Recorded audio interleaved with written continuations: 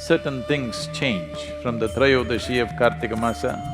Traditionally, they created a science as to how one should behave. So, the significance of the festival has largely been ignored. It is time to bring this back so that you don't sink down. Do not become susceptible to various negative forces which are always working upon us.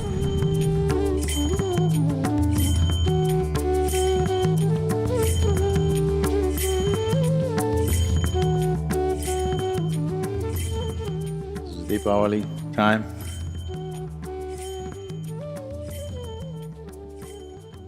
What is the significance of this?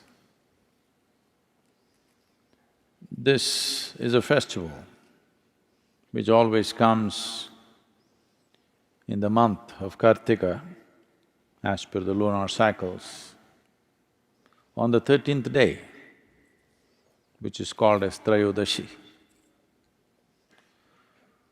The 13th day of the Kartika month is the festival.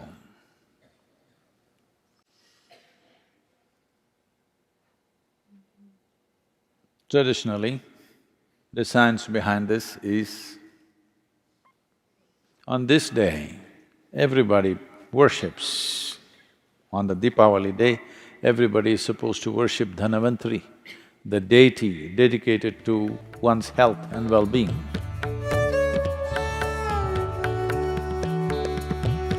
Today the word Dhanavantari has almost become synonymous with a doctor. Dhanavantari or the deity Dhanavantari is supposed to be the source of Ayurveda, the science of long and healthy lives. Well, lot of North Indian people, lot of North Indian people. So, I don't know when they did this, because the nature of the language is like that.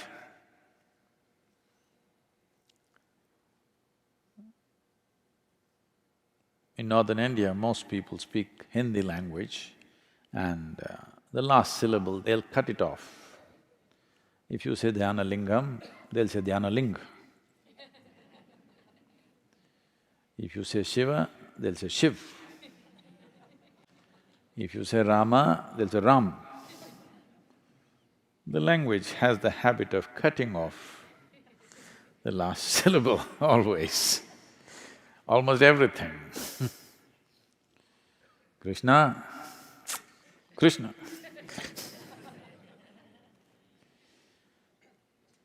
Deepavali, Diwali, like this. So someone cut this Dhanavantari and Trayodashi and made it Dhantera. What was about health became about wealth. Dhan means money.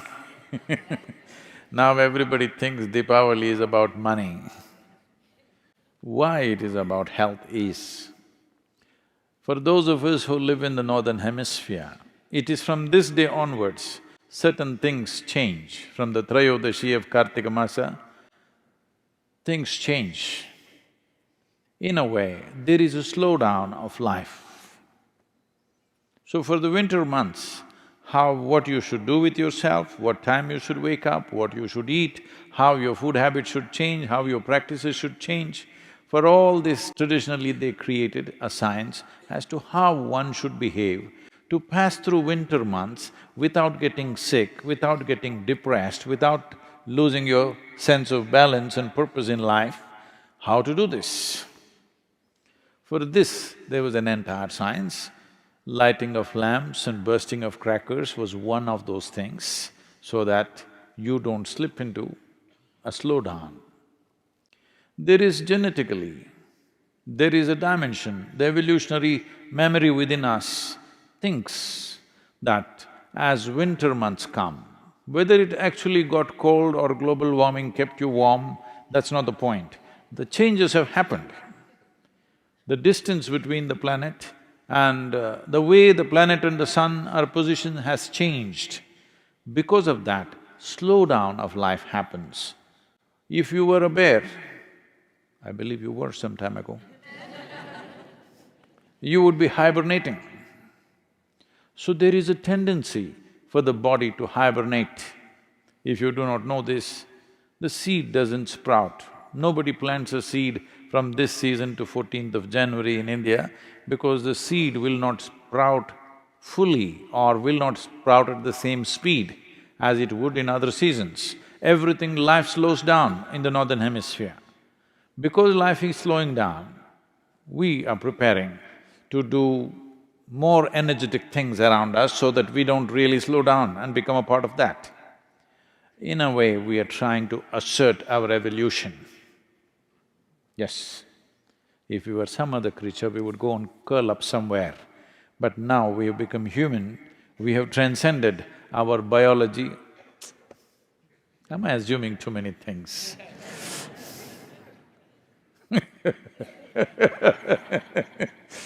You are supposed to have transcended your biological tendencies. So, to transcend this, there's a whole lot of activity created so that you don't go into a hibernating kind of state. Physically slow down, mentally little bit of depression could easily happen in everybody because the season is like that. In colder countries, definitely people experience this. Huh? Yes or no? Because things have slowed down within you. In the northern hemisphere, not just you, everything has slowed down because our relationship with the sun has changed, which is the basic source of life. The basic source of energy on this planet is sun. Not because you came up with a solar panel, it's always been so. Now, because the northern hemisphere, its relationship with the sun has changed, you're looking away from the sun. There is a slowdown from this month, the 13th day of this lunar month, which is called as the Kartika Trayodashi. So to make up for this, in India there are various things done. From this month onwards, normally, traditionally, the roles of males and females are interchanged at this time. For example, it is a part of daily activity for a woman, not anymore, in rural India still, that first thing in the morning, she cleans the front of her house and draws some geometrical figures. These geometries, today she knows only one design, unfortunately. She keeps putting the same thing, or she got it painted, or she has a template and she puts it. Otherwise, she is supposed to use rice flour and every day, Monday, Tuesday, like this, every day of the week, she is supposed to draw a specific design, geometric design, to attract a certain kind of energy into her home. If it's a full moon day, a certain kind of design. If it's a new moon day, a certain kind of design. So 28 patterns were there, which people knew on which day what to put. So during these months, it'll become the duty of the men to do this.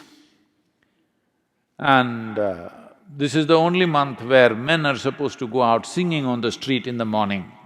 Early morning, they're supposed to go singing on the street.